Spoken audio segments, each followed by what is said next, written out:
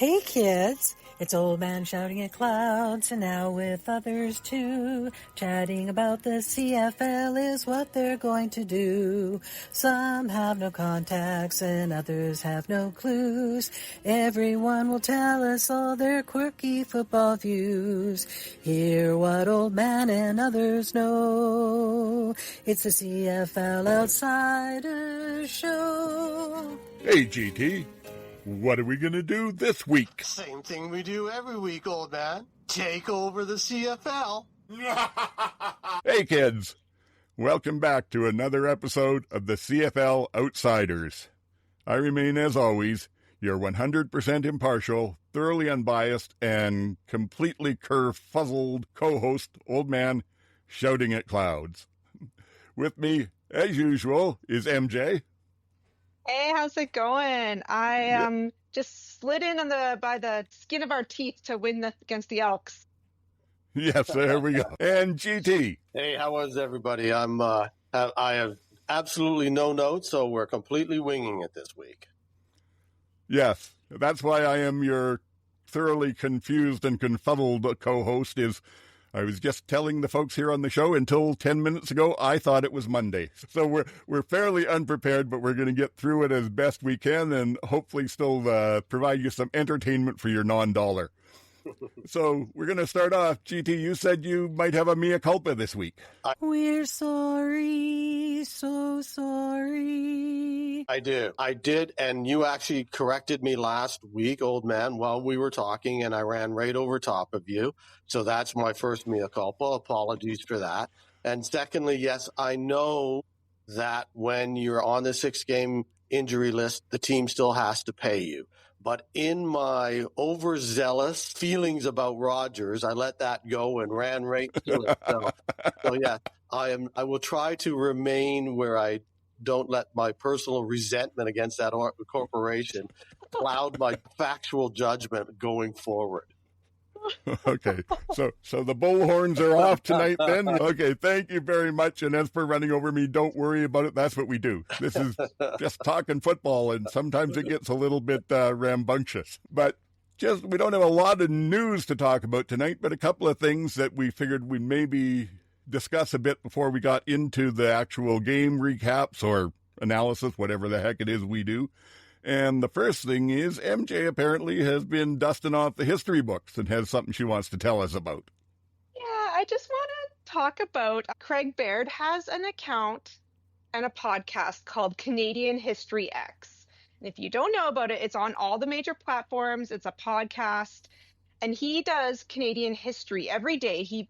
I'm sure, does at least 10 different pieces of history of Canada and people and events and different things. So today, or was it yesterday? Today, he was writing about the Grey Cup and some interesting teams that have won the Grey Cup over the years. Craig, every once in a while, will throw a little tidbit. Like he's done, I wrote some down. He did a whole series on the U.S. expansion. He did one about the history of the Grey Cup itself. He did one on Warren Moon. He's done one on Herb Triac, the first Black player in 1946. So he just does these things every once in a while. He'll just drop them in. So this week was teams that have won the Grey Cup that you may not have known about. There's different ones like from Sarnia and different little teams from the rugby union. And my favorite one that he was talking about was, get ready for it, the Toronto Balmy Beach Beachers, who have been to the Grey Cup 4 times and have won it twice. Once in 1927 against the Hamilton Tigers, and one in 1930 against the Saskatchewan Roughriders. I was going to say, that sounds like another team that wears green. Yes. Hey, you got me. I didn't know the Roughriders had been to the Grey Cup before, what was it, in the 60s anyway. Yeah. Beachers were in existence under what is it called? The Canadian Rugby Union? Yes. From 1924 to 1957. So the CFL was formed in 1958 properly when they got away with it. So from 1958 on, only professional teams could compete in the Grey Cup. But it did start in 1909 with the Canadian Rugby Union when amateur teams could compete. If you want to get into how the West teams used to have to travel to the East because they did not play for the Grey Cup out on the West, and there was like drama about teams coming out, and I guess the first time Calgary played in the Grey Cup, that's when they brought all their gear, all their rodeo gear, and they caused the drama, and that's kind of how the Grey Cup celebrations started. But yes, the Toronto Balmy Beachers. I am going to write the Argos and ask. Somebody posted this on Blue Sky, and I thought it was a great idea. If the Argos could do a Balmy Beachers theme just for one game in 2027 to celebrate their 100th anniversary of winning the Grey Cup. That'd be good. But I imagine they must have been competing against the Argos, because yes, the Argos say they've been around for 150 years or something. Yeah, that's correct. There was actually 3 teams from Toronto in those early days playing for the Grey Cup. There were the Argonauts, there were the Beachers, and of course it was University of Toronto, because most of the university teams also played for the Grey Cup. Right. University of Toronto, in fact, won the very first Grey Cup. During the 100th anniversary, the 100th year, or the 100th Grey Cup, not the 100th anniversary, but the 100th Grey Cup year in 2012, they did a terrific job. The league actually did a really terrific job of bringing out a lot of that history. And the original field where the 1912 Grey Cup was played, the first Grey Cup was played, is called Rosedale Field. And they staged an event with a game at Rosedale Field during the week of Grey Cup and unveiled a new plaque commemorating it and so on. So there's actually a lot of really cool history there as well. I'm going to have to look into that. This is all new to me. Sorry, MJ, what did you say the podcast was called that you got this from? It's called Canadian History X, like EHX, like AX. I'll make sure I've got it right, and I'll put it in the show notes, too. Anyone wants to go out and check it out. I just wanted to, as an aside, I wanted to carry on with the 100th anniversary. Did either of you go on the Grey Cup train? Did it come to your city? Not mine. It did. Let me think, where was I? No, I was here in Toronto, so it was definitely here, but I did not have the opportunity to get down to the train itself. I did almost everything else that week, but I didn't get to the train proper, no. I was living in Vancouver at the time, and they had it downtown, and it was great. Yeah. So every car had one car was set up as a locker room, and then they had different cars had different history things. Yeah, it was a lot of fun. They did such a great job with that Grey Cup train. Yeah. It's good to hear the CFL doing something good. We're always on them about their marketing. That sounds great. I'm sorry I missed it. Yeah. Now, I've been a long-time subscriber to Canadian History X. Craig is really, really good. It's a lot of fun, and he does a really great job. I highly recommend it if you're at all into any kind of Canadian history. It's light, but it's so informative, and they're half an hour to 40 minutes max, and then he does the little sub-notes on Blue Sky where you can just read them in 5 to 10 minutes, and it's really terrific. Yeah, I'm definitely going to have to check that out, because at this point, I know a little bit about back then, but very little, actually. And the only thing I can probably contribute to the conversation here is that I suspect if the Riders were playing, I think you said in 1928, that they weren't wearing green. That's right. Have I ever shared with you the story of why the Riders wear green, the iconic green that is associated with the whole province and everything? Mm-hmm. I know the story. I'm not sure whether you... Yeah, okay. I don't. Okay, yeah. The owner, that they got them, I believe it was 1949. The owner was going through Chicago. They needed a set of uniforms, and he found some green ones on sale. So they bought them. And that has grown into the legacy of green that's there these days. I just love that. I wish they had some of these jerseys available. I want a Balmy Beachers jersey. Yeah. There is a company down in the States that does retro jerseys, but they don't do any of the old CFL ones that I know of. I think they might do some from the U.S. expansion. I'm trying to remember. These are just rugby stripes. It's not really exciting, but... Yeah, it'll still be interesting, though. Yeah, I'll try. I can't remember the name. I'll see if I can get it up and put that in the show notes, too. I know that Joe and Oz on the Rouge, White, and Blue are sponsored by these guys. And Royal Retros. That's their whole thing. Pardon me? Royal Retros. Royal Retros, that's it. Thank you for, once again, saving my failing memory. GT, is that where you got your Sacramento hat from? No, actually, or is that an OG? That's an OG. As is this Memphis Mad Dog T-shirt. Oh. Look at that!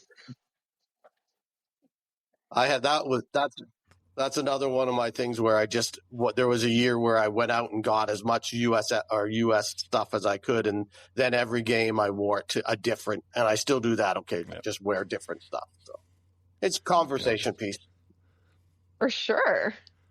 On TSN this weekend, they were talking about the fact that there's only been, I think they said 4 quarterbacks that have thrown for over 6,000 yards in a season. And one of them was Jeffrey Archer from the U.S. expansion. That's right. Can't remember, he was with Sacramento at the time or one of the other teams. But yeah, he was a gold miner. And just as a quick aside, he started as a gold miner, ended up as an Eskimo, and I believe finished in Edmonton, but he might have gone to Toronto or Hamilton after that. I'm not 100% sure. For some reason, I think he ended up ended his career with Edmonton, and then did color broadcasting as well.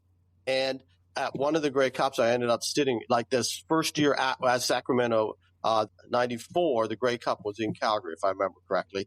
And he was there after they got eliminated, and I ended up sitting behind him. And he was just a great guy. He just he talked to all the fans. He was really popular. And he was a really good quarterback, David Archer. Really good quarterback. I do remember that.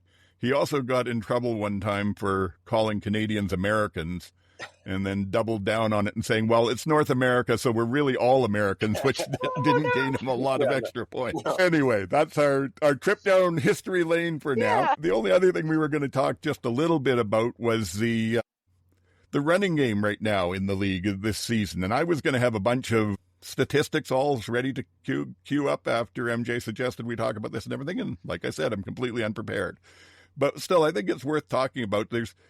In my mind, there's really only been maybe 2 or 3 teams that have committed strongly to the running game this year.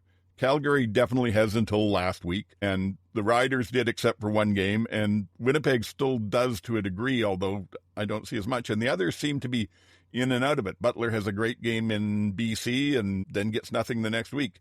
Same thing with Rankin up in Edmonton and that. So just thought I'd ask you guys' opinion about how do you feel about how the OCs are using the running game this year. Is there anybody that's really good at it, or do we need to see more? Are they doing it right? Well, I kind of think it's a combination of 2 things: young OCs and young running backs.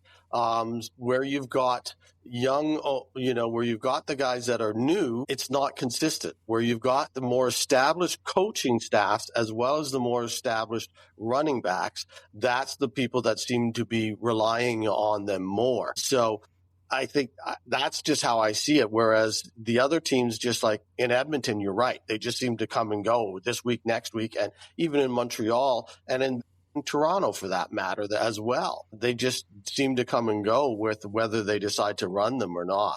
So I think it's as much as anything a combination of coaching and the confidence in the young backs that they have, where the veteran coaches that have veteran backs are more than willing to use them. What was it last week or the week before where there was one team, I can't remember now, I threw away my notes, but there was one team where the quarterback had the most rushing yards. Was that Cody? Happened in the Elk at the Riders. Yeah. Fajardo had more rushing yards than either of the backs.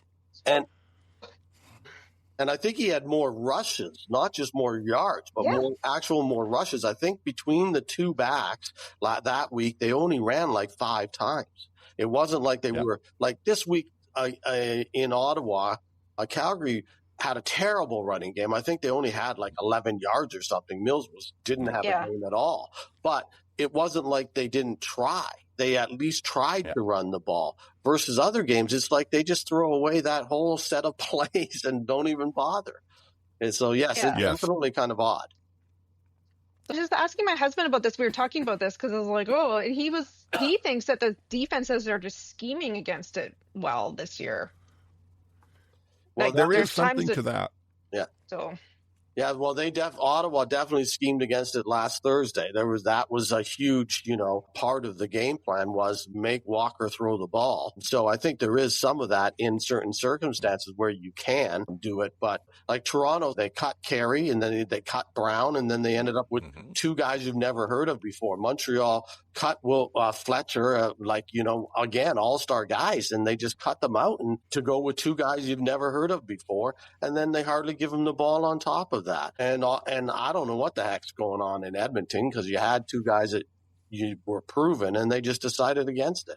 And in Hamilton, even with Greg Bell, it's, as much as they love him and they got rid of Butler because of him, they haven't used him on a regular basis. It's kind of sporadic. I think that's Milanovic's style, is that he's more of a passing coach than a running coach. And you get the same thing with Condell in Ottawa.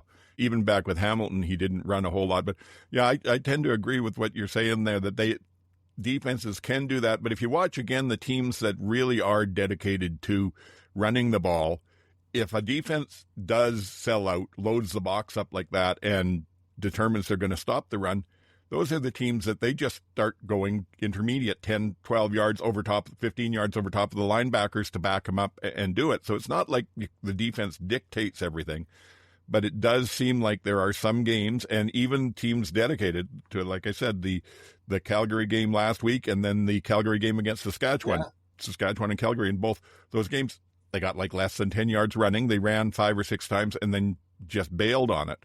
And that really surprised me in this last Calgary.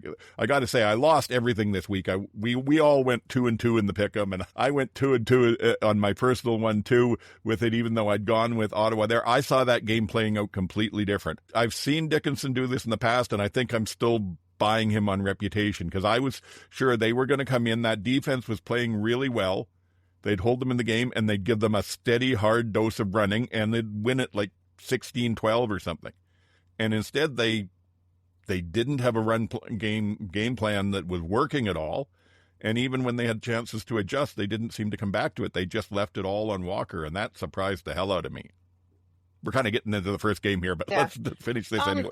Yeah, it's just interesting because for a lot of years, the running back was like the star of the team. You think about like guys like Andrew Harris or John Cornish, like those kind of guys were the person on the team. And that just, I mean, there's Brady, but even like his year is quite quiet, and even maybe last year. But so it's just interesting that like it just seems to tend away, and we're talking a lot more about receivers this year than we're not talking about anybody being a running back star. Yeah, no, I agree with you there 100%.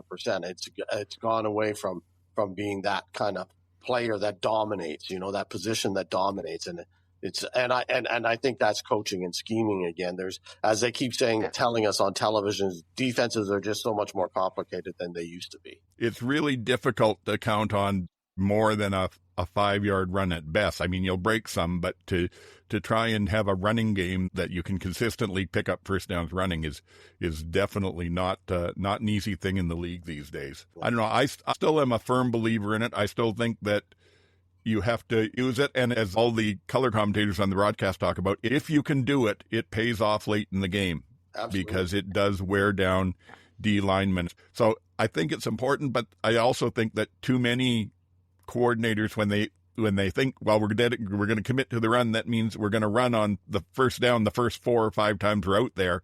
And if it doesn't work, then we'll go to passing. Whereas I think you run 1 or 2, even if you go on first down, and if it's stuffed, then you start looking at what else you've got to back them up a bit. But there was like the Alouettes who didn't run the ball almost an entire half of a game. Yeah, so it's just, they've been known for that, though. That's the Moss offense. And they talk about the fact that, that it's an extended running game because they do the screen passes and whatnot. And there's truth to that. But on the other hand, was it this weekend or last weekend that somebody jumped one of those screens and almost took it back to the house, just barely bobbled it? So there's also a risk to trying to do those. They're not quite as safe as actually handing the ball off. I don't know that we've reached any conclusions, but I feel like I've vented. Anything else to say about it? We all needed to vent. Okay, so let's go on to the games then, and we'll start with the first one there. That was, here we go. Let me make sure I get this right. Yeah, so that was Calgary went into Ottawa, and unfortunately did not do well. Ottawa 31, Calgary 11. Do you want to take the lead on this, GT, with it being the Stamps? Sure. Yeah. First of all, I will say that, Ottawa's game plan defensively was to take away the run. They had a quarterback who was playing his first game and wasn't used to the field and wasn't used to being able to. So his limitations on throws were evident over the course of the game. He made some good ones, but he made more bad ones than good ones. But the biggest thing that disappointed me about the game, because I thought the game was entertaining. Again, the score was lopsided, but it didn't look that way when you watched it. But what was the most disappointing was the penalties. That's 2 weeks in a row that Calgary took over 130 yards in penalties. And that's really got to stop unless this team is falling to the wayside and is becoming who everybody thought they were going to be. And maybe they are. Maybe the first 5 weeks was a mirage. We'll have to wait and see over the next few. But the last 2 weeks, they've not played well, generally with the penalties hurting them at inopportune times. And like I said last week, bad teams take bad penalties at bad times. I was specific on in Edmonton when I was saying that, but Calgary certainly has taken a lot of bad penalties over the last 2 weeks. For whatever it's worth, like I said, I expected a completely different game plan from Calgary. I was really surprised at the fact that they were putting so much on Walker with it. But as well, it felt to me like this was the Calgary team I expected to see this year. To me, it says just how much VA brings to that team, not just in his physical play, but in the hope that he gives them. It looked like with the whole team was less confident, including defense, without VA in there. And sometimes you catch that. Sometimes you catch that magic in a bottle with a new quarterback or a new star player in some high-profile position, and the team rallies behind him. If that is the case, I hope they can keep it going, because the other thing with that is it's a fragile kind of thing. The last time I really remember something sort of like this in the CFL would have been when Fajardo came out of nowhere with the Riders in 2019. And they had not the greatest season, but they way performed above what they were supposed to do. When they ended up losing in the Western Final on that, it seemed to break the magic and they could never get it back.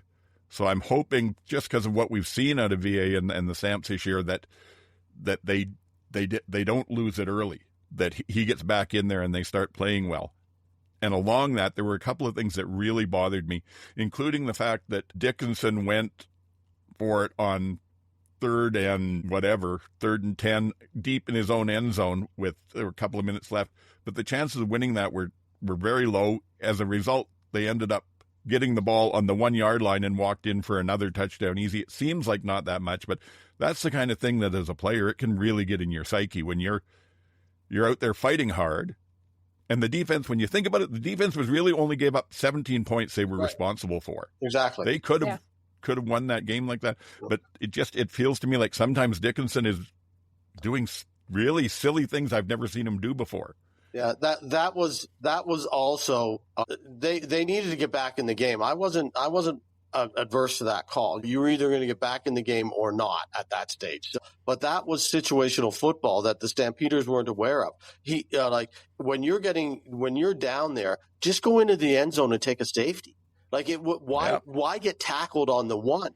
Get your own offensive lineman should be pushing the quarterback into the end zone so that, not holding him up.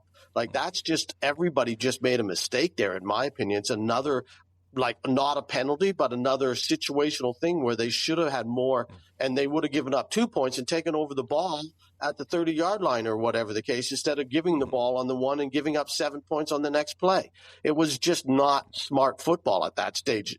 Not the call itself, but the result of the call. Well, I will disagree there, because I do think the call itself was bad football too. The chances were so very slim of it happening. You might as well have punted and hope you got it back one more time. Yeah. But like I said, I worry. I've been around football enough to know that big parts of it are emotion. And when you've got a team that's on a roll and running well and they suddenly hit some adversity, you don't want to add to that. But that just might be me. You've been very quiet, MJ. I very much agree. I just want to talk about a tale of two defenses. That Hardy touchdown, there were wheat fields around him. He was so open, acres of land around him. And I was very surprised that the Calgary would have a complete breakdown in coverage like that, given how well their defense is playing. Somebody was talking about how PJ Walker was throwing the ball too hard, and that's why the receivers couldn't catch it. Then I said, the Red Blacks defenders don't seem to have any trouble catching PJ Walker's passes. They are catching them just fine. You guys practiced with them for an entire week. You should be able to catch that. But yeah, this is a game, there was 3 interceptions. There was no rushing. Paredes was 1 for 3 on his field goals. Mm-hmm. And they were blaming the wind, and maybe it's true because Lewis Ward did miss one, so maybe there. But Rene Paredes has played in Ottawa a lot. Like that should not be happening, and he's been a bit shaky. And this is why I'm wondering why sometimes they are gambling a little late sometimes because they just don't trust their kickers. So, But yeah. Paredes, when they trotted him out the first one, I immediately looked at my brother who I was attending the game with and said, he can't make this kick. It's 53 yards. He doesn't have the leg anymore. And he doesn't. Yeah. The second one that he missed, I don't know how much they showed it on TV, but live at the game, we could almost hear him 30 rows up yelling at somebody else that did something that either the snap was wrong or it was a hold was wrong or something, but he was not happy with the rest of the snapping team. The interceptions, one of them he overthrew, and it was, he just overthrew it. And the second one, it was a typical American rookie kind of quarterback that just did not see the 12th player on defense. It was like he just didn't see him. It was there wide open, but he just didn't see him. So, yeah.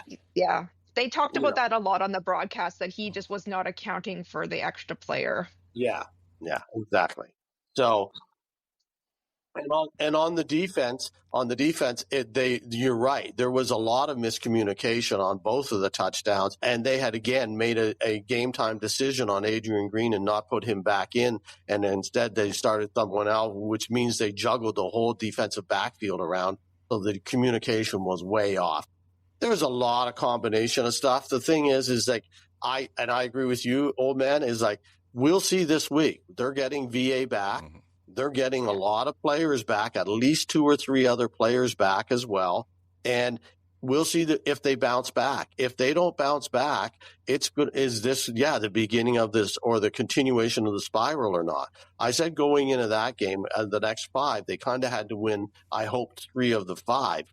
I don't think they'll be able to do that at this stage. We'll see where they end up. They've got Winnipeg, then a bye, then Saskatchewan, then back-to-back Edmonton. So as GT, you were at the game. How were the vibes for the Red Black fans? I'm sure they were thrilled. They were terrible. Oh, no. I wasn't. Yeah, no, seriously, I wasn't going to talk about it. It was like we don't have to talk. No, that's only because I didn't want to come on a national, what is a national broadcast, and say bad things about a fan base. But it was bad. The whole experience was one of the worst in-game football experiences I've had in a long, long time. It was. Yeah. It was just like what, and that's one of the key things. It was their first home win of the season. It was only their second win of the season. You think they would have been ecstatic? They were sitting on their hands. It wasn't. Yeah. Well, I can see that a bit because last year was encouraging, but they're kind of like Edmonton. They've been going through this for 4 or 5 years now, so I'm sure it feels like just back to that. And I do want to say too, to give Calgary sort of, not give them excuses, but to put things in context, we have to remember, like you said, GT, Adrian Green was out of there, and as well, his backup, LeBrosse, I think it is, from last he was out as well. Exactly. So they were going with Onyeka, which was basically a third stringer at that position, and in a defensive backfield, we all know how critical communication is, so I can see some of what happened there. And again, they didn't give up all the points in that game. And on the offensive side, they had 2 first-time receivers in who, one of them at least, did not seem to know how to catch a football. Mm-hmm. I think I saw him targeted 4 or 5 times and drop easy catches. Yeah, Baldwin, 86. Yeah, no, I was not impressed. But that's okay. It's a game. It's only one game. Yeah, so maybe for all the stamps except Walker, it's a burn the tape game and just move on. And maybe we should do that. Oh, I'm just my one Sure. gripe about TSN. Dear TSN, please show us the penalty replays. There was they talked over top of the referee. They weren't showing the replays. They're like, oh, we're back to the game. Oh, there was a misconduct penalty. I'm like, are you going to say who it was for or where, what? No, just carrying on. Please. If I was going to do that, I might as well be singing at the game, trying to talk to my kid about his popcorn and miss it. I don't expect that to happen to me at home when I'm watching with replay available. You wouldn't have missed it at the game because they didn't do it there either. Another No, one. but I would have been watching. Yeah, you have a better chance of see if the camera isn't pointed at it, you can still see it. Yeah. They didn't do replays at the game field. There was hardly any announcements of penalties from the ref, mic'd into the stands. They didn't show, there was a challenge. There was no on the screen reviews of the challenge where you could see the different angles or anything like that while it was going on and make your own decision and boo loudly if you were so decided. They had some kind of, contest going on in the end zone that drowned out 2 or 3 calls by the referee. It was a schmozzle, in my opinion. That doesn't help fan engagement. So, anyways, I don't want to, but I didn't want to talk about it. Yes. That's fair. Okay. All right. So we are going to jump ahead then to the next night, to the Friday night when Toronto went into Winnipeg, and to me this game showed just how much emotion matters in a football game, because it started out, it looked like it was going to be a repeat of the Toronto game all over again. Winnipeg, to me, looked like they weren't terribly focused. I thought they were going to get beat on, and then they got the kick return touchdown, and that just turned the game completely. The old TSN turning point was definitely that. I didn't think it was in doubt much from there on. Yeah, I thought we had 2 pretty entertaining games and 2 not so entertaining games this weekend. And I think this was one of the entertaining games, even though the score again was lopsided. I thought it was closer than the score indicates. If you think about it, Winnipeg scored, it was what? No, this is the wrong score here you've got, right? Because wasn't it 40-31 or 40-34? It is. Oh, let me check again. 40-31. Yeah, it was. Is that? Yeah. Sorry. Is that not what I said? Okay. No. Yeah. So yeah. So it was 40-31. It was close. Yeah, it was very close. And I only have them at 18 for some reason. My bad. Yeah. And 40 to. And until Winnipeg scored late and knocked that ball down, Toronto was driving to kind of get back in the game because it was 37-31, with Toronto only down 6 and had a shot there going in, except those long arms of Willie got in the way of everything in the fourth quarter. He had a good game. I thought this was a pretty entertaining game. And you're right, that kickoff return right after Toronto had an interception return for a touchdown, that just swung everything back in Winnipeg's favor, and just they went from there, And then a punt return later on, like the Ottawa game, Toronto kind of scored as much offensive points as Winnipeg did, or maybe even more. But it was about 2 special teams touchdowns that made the difference in the game. Yeah, I have based on stats, the Argos should have won. They had double the passing yards. Yeah, it was weird, but yeah, special teams. Well, they keep talking about it's equal phase of the game up here, and games like this definitely show that it is. Like I said, it's one of the things where CFL just, you never know exactly how a game's going to go. And I agree with UGT. It wasn't necessarily the best played game, but there was entertainment in the returns and that. And in some ways, it kind of felt a little bit, like I said, it never felt in doubt, but it felt a little bit to me like the Hamilton game in Toronto, where Toronto was scoring points, but they'd fallen behind, and they couldn't seem to gain ground at all. There was always something the Bombers were doing that kept them ahead. Yeah. And again, every time Toronto got close, the Bombers responded with something, whether it be even a little as much as a field goal, whether it was a knockdown. And, there was 8 knockdowns in that game? That was the craziest thing. I think there was 8 knockdowns at the line, and Jefferson alone had 5 of them. That was bizarre. But even those things were, you're right, we're just stalling out Toronto, but in the meantime, they were moving the ball around. So, but I thought it was, again, close enough to be entertaining. I also have a note that it's different when the Bombers are different when they plan for Streveler to play than when Streveler just has to get put into a game. Mm-hmm. And so he's 2-0 when he starts. Right, but I don't think you can give him that win. I mean, he'll get it in the records, but I thought I gave him full credit for the week 2 win, their first win of the season. He looked very good in that. I didn't think he looked good this time. His accuracy was off. It's hard to tell sometimes what's happening downfield, so I don't know if he was missing people open or not, but he didn't look impressive. Well, it's not good when your OC basically says, yeah, he threw the ball to the wrong spot. Otherwise, we would have had another touchdown. And that was, that statement came out this week, on that. I didn't see that. Yeah, they came out. Basically, well, we made the right call because there was some controversy about why did you make that call? It looked like it was not the right call to make for a pass into the end zone. And the OC said, well, no, I made the right call. He just threw it to the wrong spot. It's not my fault. It's the quarterback's fault. Oh, boy. I imagine Coach O'Shea will be having a long talk with his new OC. Man, I don't even recall what he was talking about. It may or may not have been true, but you do not say that as a coach. Yeah. Oh, my God.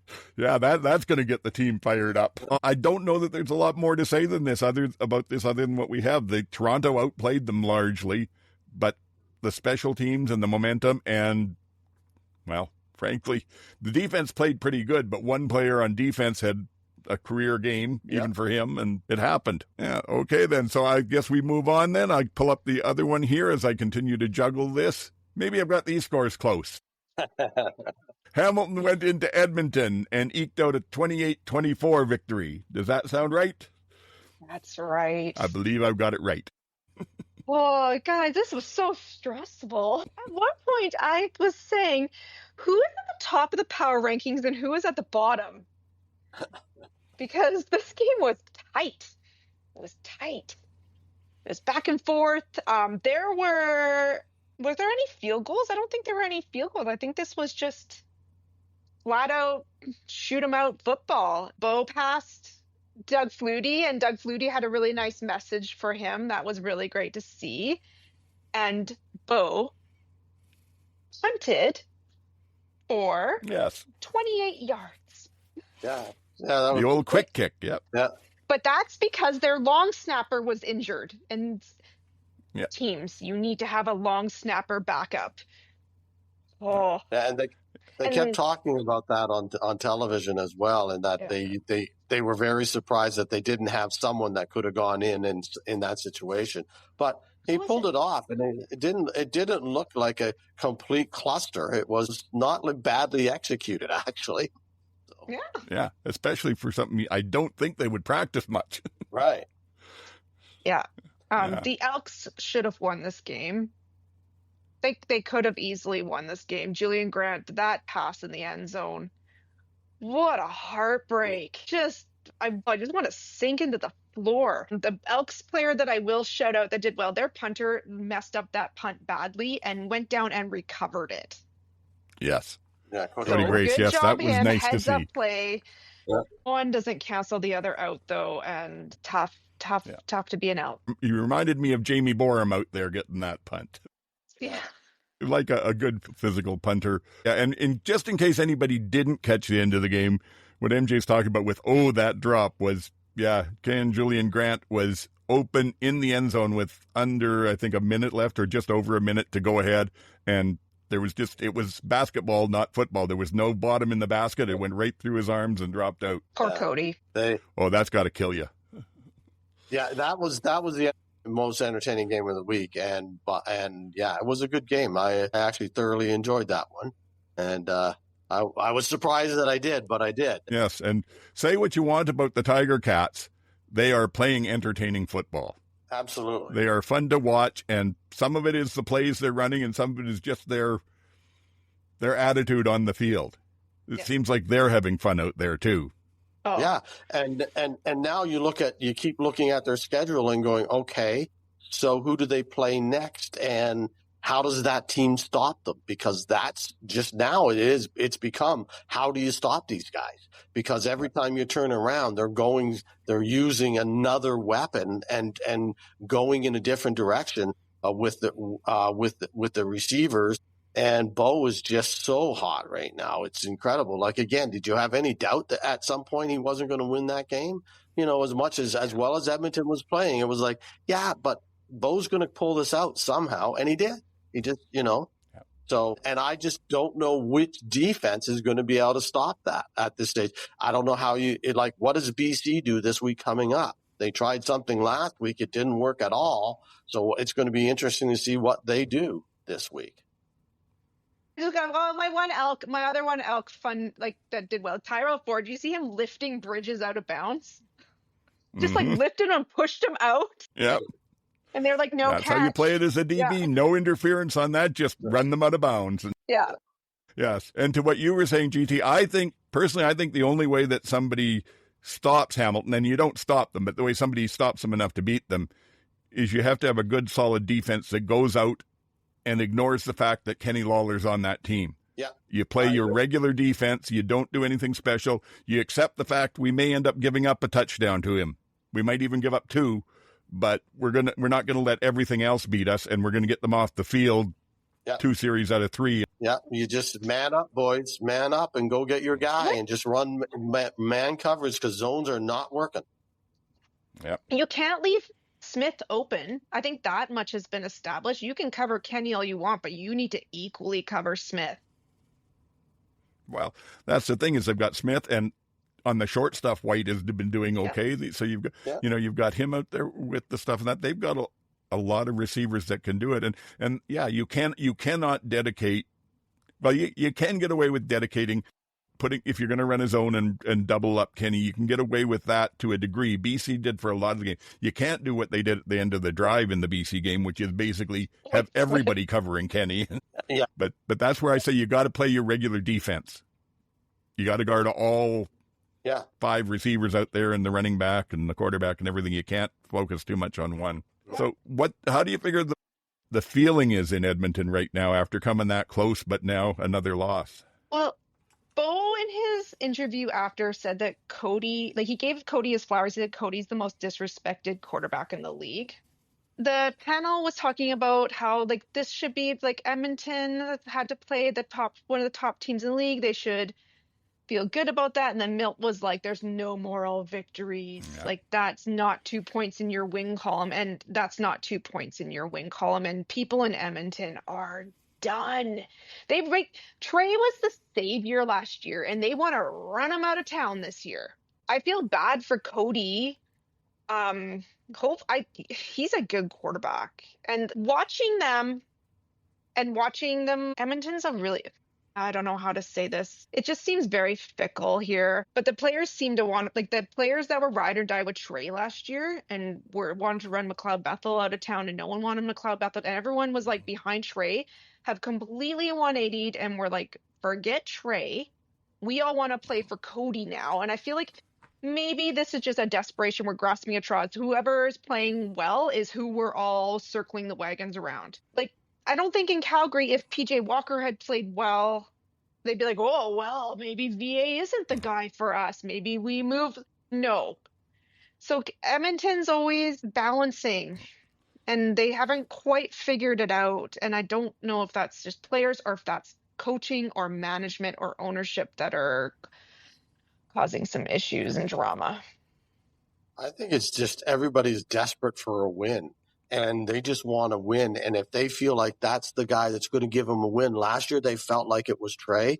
This year they feel like it's Cody. So I don't care, I'm just speaking as a player and probably as fans, as everybody. It's just I don't care how they do it, just win. And if this is the guy that's going to let us win, then that's the guy I'm going with right now. And that's the guy I want to be behind. They just need to win.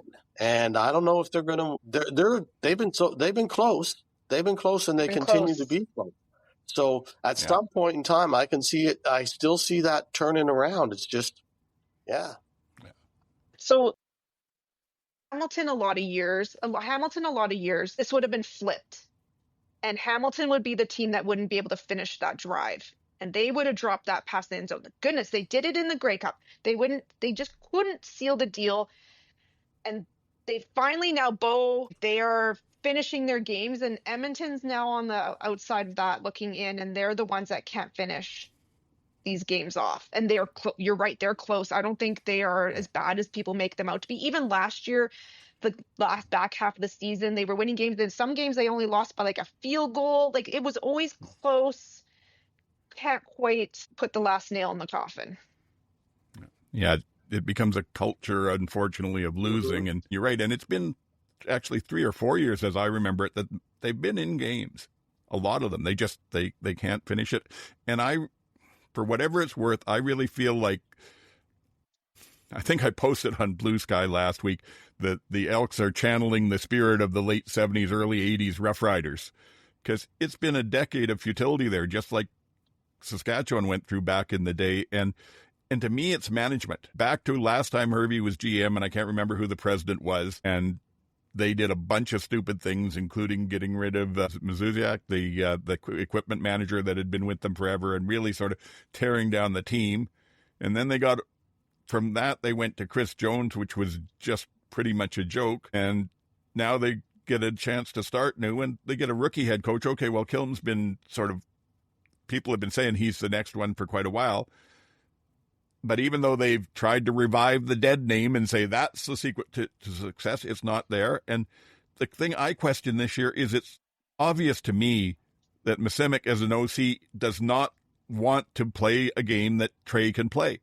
No.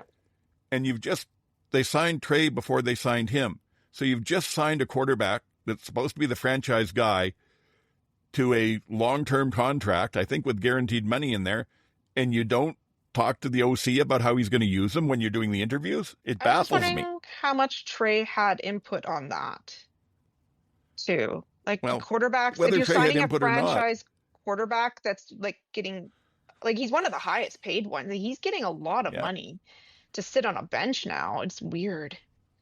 Yeah, he's not, I don't think he's up in the 500 range, but I think he's making more than Brown is and more than Alexander is. So he is getting money for it. They did renegotiate it. And yeah, that's the thing is I would have, if it was me, I would have had him, definitely giving input on who the OC is. Who do I think I can work with? But even if he isn't, Killam should be doing that. Hervey should be doing that. Rather than say, okay, well, you can come in here with your system you like to run and we'll somehow make it all work. When you don't have the quarterback you're pinning your hopes on doesn't have that skill set. So I put it down to, unfortunately, I think that even under the new ownership, they're just making bad moves. And I don't know what happens to pull them out of the spiral. I feel terrible for the fans in Edmonton. Yeah. Well, and desperation moves aren't for everybody? Always, yeah. Well, then desperation moves aren't always the correct ones. No. Yeah.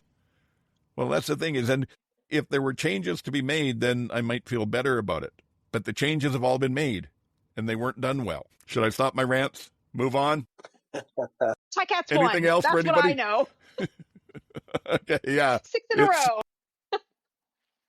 Yeah, it is just, they are, that's the upside of it. And I hope they get something figured out. I hope that at least Edmonton with Cody in there gets competitive for the last half of the year. If they win, where are they now? I think they're at 7-1, aren't they? This is what they did last year. They've got 10 games left. I would love to see them at least go 5-5 in the last half of the season or something. And they could do that the way they've played the last 2 weeks against Saskatchewan and Hamilton.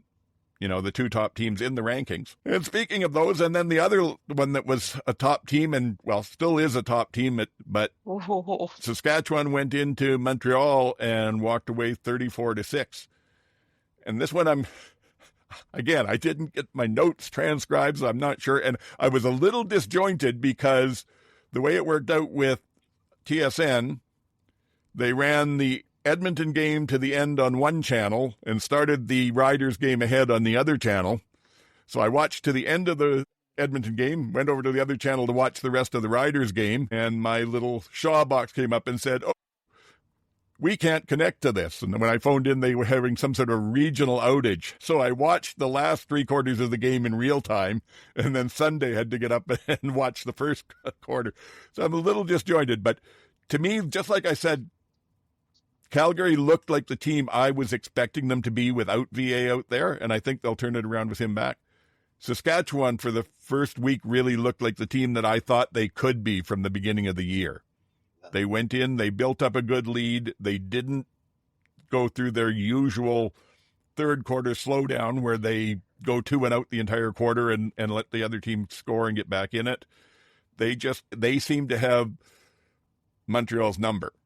And Montreal, to their in their defense, as we talked about with Calgary, Montreal had to do some juggling at the end, right at the last minute or game day decision, whatever. Ento was out on the corner from there. So I think they moved Ruffin out from, I think he was at the strong side linebacker or something. Anyway, it was a complete jumble. And then later in the game, they lost Dequoy as well. So they had a young safety in there.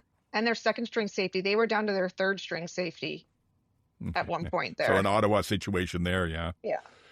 And Montreal just could not seem to move the ball against the Edmonton defense. MBT looked like he did.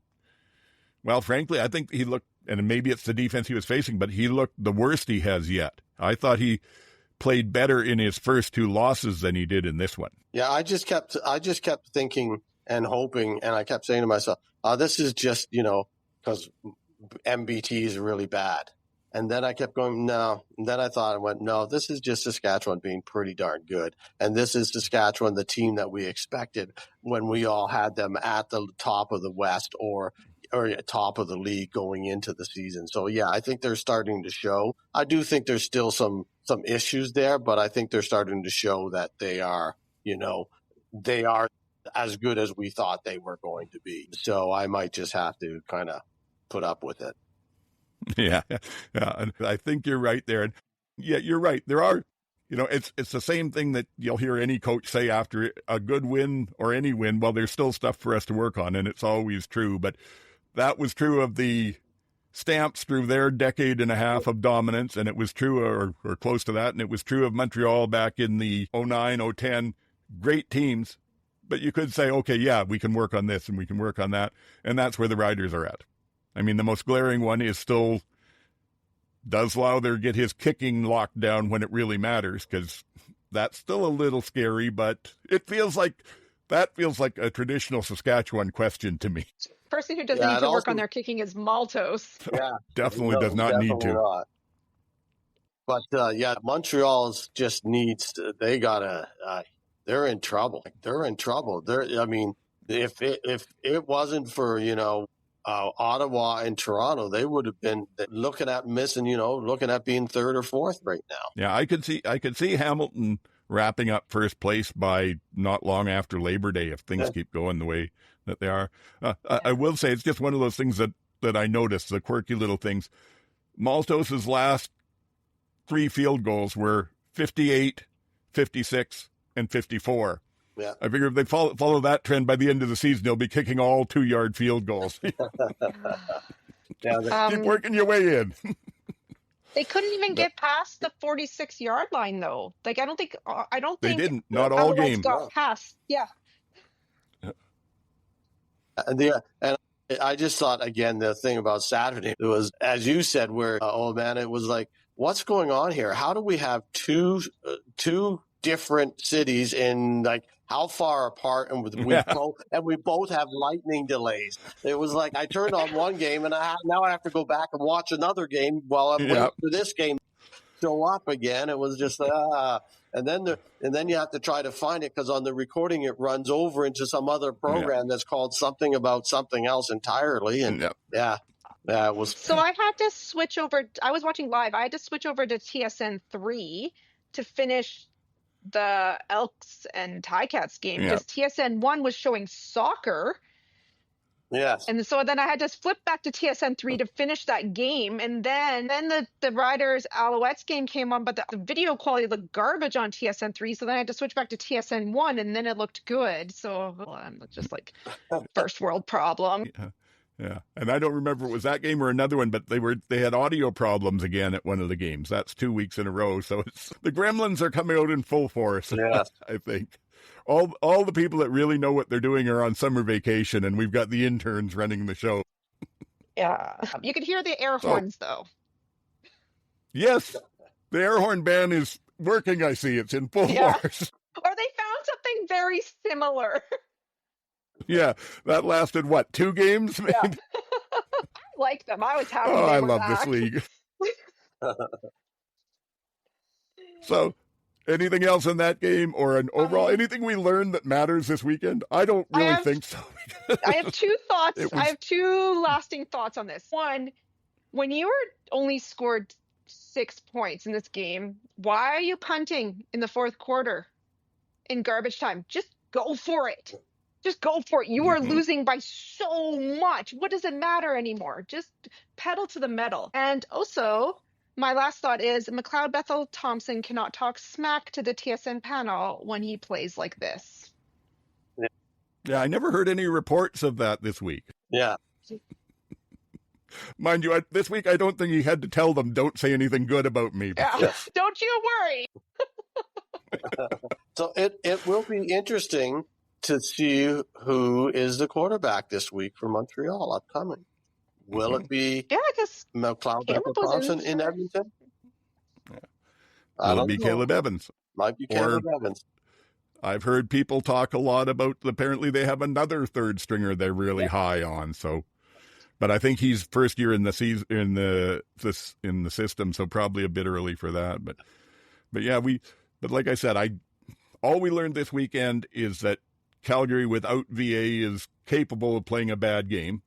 I wouldn't say that happens every game, but that's possible to happen. These are my takeaways from the game. Calgary is capable of playing a bad game. That Winnipeg, when they've got emotion at home, still is awful damn hard to beat. That Hamilton is a lot of fun to watch. And basically, I don't expect that performance from Saskatchewan in 2 weeks when they're back against Calgary. Yeah. I hope they play well enough to beat Calgary, but that was a thoroughly enjoyable game for a Rider fan. I don't think any of us that followed the game well and know what we're talking about would say, oh, well, that's it. We're good for the rest of the season now. We're going to roll. This weekend just proves far better than that. And I don't understand what's happening this season. I remember on last season's broadcast when I was doing this on my own, I talked a lot about embrace the chaos. This is the CFL. And we haven't gone away from it this year. I don't know. There are people who complain that CFL isn't professional enough and all the rest of it. I just love all the quirky little stuff that happens in a league this size. And, there's a lot of players out there playing, still hoping to get to the NFL and that. But there's a lot that are playing because they love to play football. And this gives them a chance. And 100%. That just makes me feel good. How can you not have fun when your top passer in the league is punting in a game? Yeah. Yeah. Exactly. Okay, so we've covered those off. Get to look ahead to this week. Hopefully I have these all right. Like I said, I was doing this in a hurry right before the show. So game 1, Friday night or Thursday night? Thursday night, I think. Thursday night. BC at Hamilton. Predictions, thoughts? I'll start saying Hamilton. I don't think Mike Benavides can... Yeah, I don't think Mike Benavides can scheme well enough to keep Kenny, Smith, White, and Bo under lock and key. Yeah. If it had been back-to-back, I might even think different because those can be hard to win, but it's not back-to-back for Hamilton. They've had the game in between here, and if they couldn't beat them in BC, and I expect they'll run a different defense and they'll do somewhat better against Hamilton, but I don't see them having the ability to keep up with Hamilton. There's some talk. Hamilton's on another short week this week, and BC's coming off the bye, but I don't know. Don't think that's going to matter. Mind you, like I said, 2 out of 4 last week, 2 and 2. So I don't know that what I think matters at all. But yeah, I just can't see it. I think Hamilton doesn't have the best defense in the league, but I think they're good enough to win with that offense they've got. And I think even at that, they're better than the BC defense. I would say in just about every facet of the game, offense, defense, and special teams, BC is just a step below Hamilton at this point, and I can't see them winning it. So did I get you said Hamilton, MJ? Did you say GT? Yeah, I've got Hamilton as well because I don't have anything to add that you guys haven't already said. It's just they're just not there. They're just not there. Yeah, and another one that'll be interesting: Edmonton at Montreal. I believe this is the Friday nighter. Cody's back in there apparently. Cody's. If there's anything to the chip on the shoulder game against a team that's let you go, he's got that going for him. Montreal didn't look great. I'm going to let one of you two go first on this one. Go ahead, MJ. I think this game is going to be spicy. We got 2 quarterbacks that were traded in the offseason to each other's teams. There's a little story there. Montreal is going to be mad about how they played. Edmonton is going to be mad that they could have won that game against against Hamilton. They're going to be mad. Both or chaos, I'm going to pick Edmonton. Me now? Okay, because I don't know. I'm to talk my way through this one. I guess I want to take Edmonton. I do. That Montreal defense is just so bloody good, but I see things like we didn't talk about this in the game, but it just came back to me. One of the things was Montreal dressed 5 defensive linemen to play against the Riders that they know are a running team that are going to try and overpower you. They had one person to rotate, and one of those was Sean Lemon, who was just coming off of his year-long hiatus, so I doubt he's in game shape. And that part didn't surprise me, that they weren't really great at putting pressure on the quarterback or stopping the run. So if they do that again, I could see Edmonton winning it. Yeah, I'll go Edmonton. What the heck? Well, Edmonton has Rankin and Leak, right? If they can't figure out a run defense. But Montreal is a lot will have to do. It may matter who's back for Montreal off the injury list too. Is Ento a 1-game miss, and how much does the extra week of practice help? Yeah. Philpott's still out too. Why do both Philpott brothers have hamstring injuries? I don't know. You just triggered me one other thing I was going to say back in the Saskatchewan-Montreal game that occurred to me, and that's that apparently Shane Ray isn't made of glass. We're 9 games into the season, and he's still in there playing and getting sacks. When they signed him, everybody said, he'll last a game. Anyway, sorry.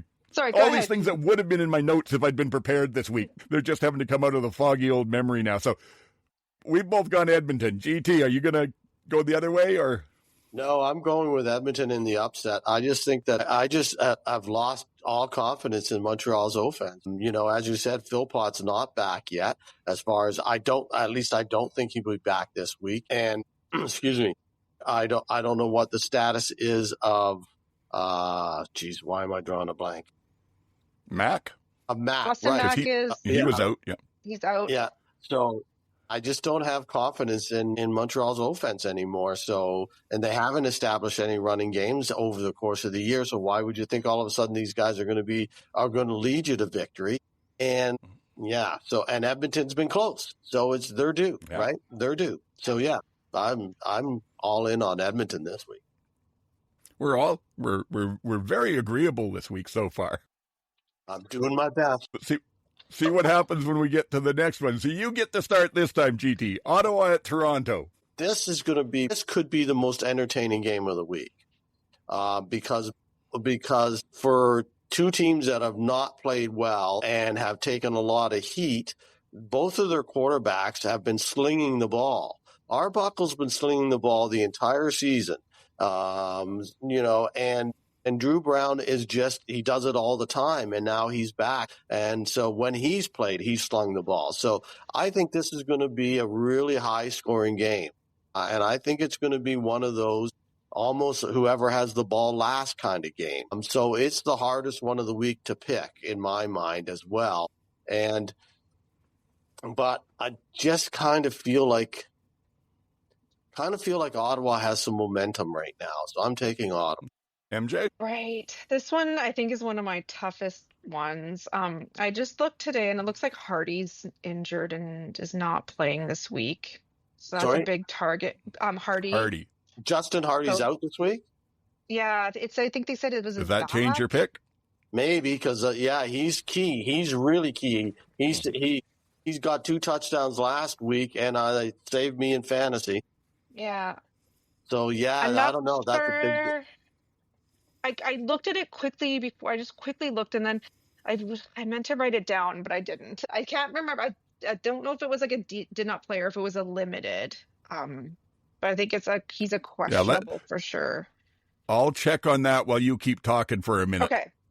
Phil, cover for me. Yes. And then I think Eugene Lewis did well, and I think Drew's motivated. Toronto, I don't know. Like that, to lose, this is kind of like their loss against Hamilton where they got blown out, but they played well but got blown out. This is like they played well but got lost against Edmonton to Winnipeg, and sometimes those are really demoralizing because you did the right things.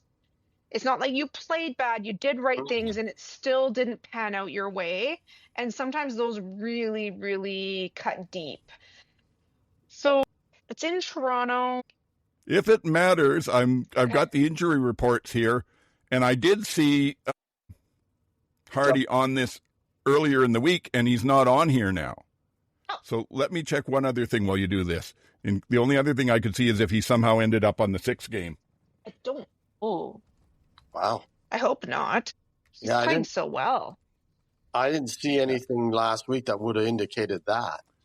No, I wouldn't have thought so either, but I'm just pulling up the roster to see where he shows up, if he's still on the roster, and if he is, because he's definitely not on the injury report. So okay, yeah. So maybe he's back. Okay, and let's see where Definitely Hardy. Yeah, he's still on the roster, so it must have been just a one-day thing. I thought once he went on the injury report, he had to stay all week, but he must not have been, unless I'm missing something here. But I've got there. It is a long list. There's like 20 players on there. So Hardy's in. So red black. So Toronto for GT. Oh, you said Ottawa. Yeah. So Ottawa for both Hardy's of you two. Okay, yeah. We're going. So this, I didn't make up any game. I didn't make up any ground on the two of you where you're ahead of me in the pick'em last week, because I got Saskatchewan right when you both picked Montreal, but I also picked Calgary when you both said Ottawa. So I'll take the chance here, but I also, not just to get a chance on getting to you up on you guys or catching up a bit, I do think Toronto is just slightly better team at this point.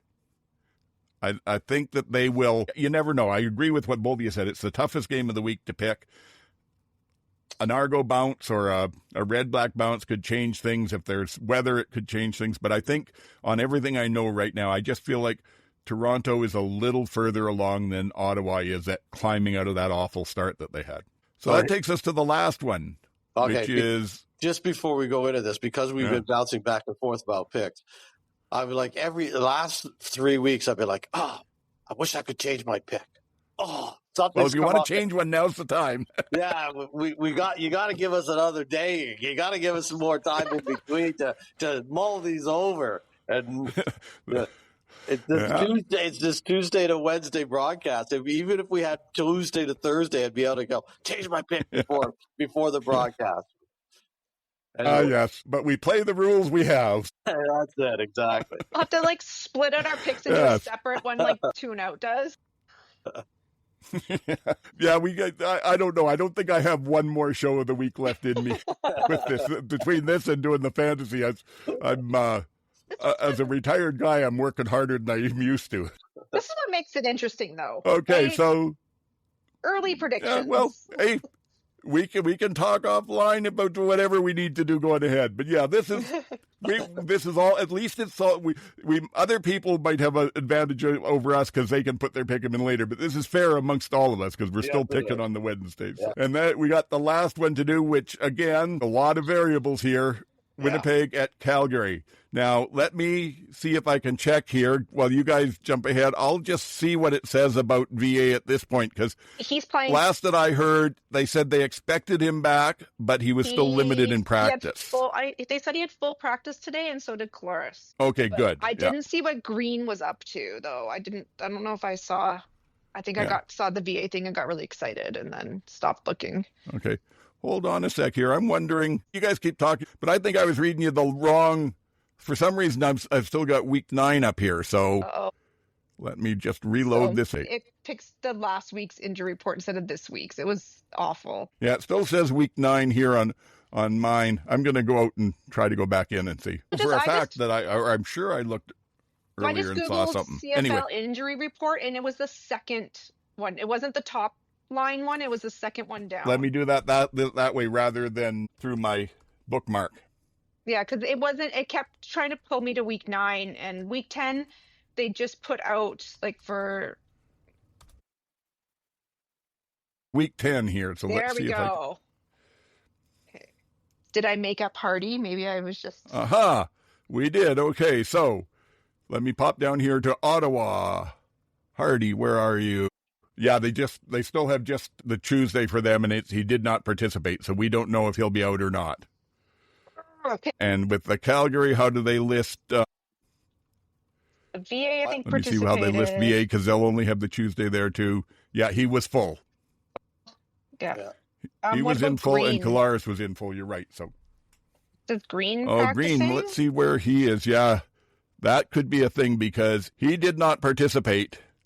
and neither did LaBrosse.